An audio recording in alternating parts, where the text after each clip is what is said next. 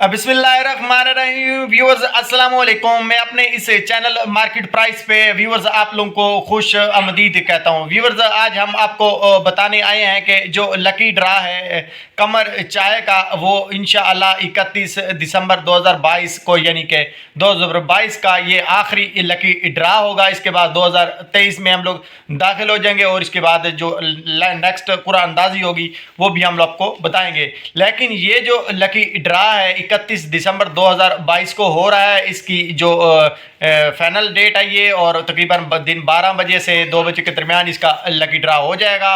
और जैसे ही lucky draw होगा हम आप लोगों को इसी चैनल पे इसकी लिस्ट शेयर कर देंगे, जो कि काफ़ी सारी वीडियोस पे मुश्तमिल होगी। छोटी छोटी वीडियोस में दूंगा जिसमें आपको बताऊंगा कि ये 10,000 रुपये वाले विनर हैं, ये 50,000 रुपये वाले विनर हैं, ये 20,000 रुपये विनर हैं।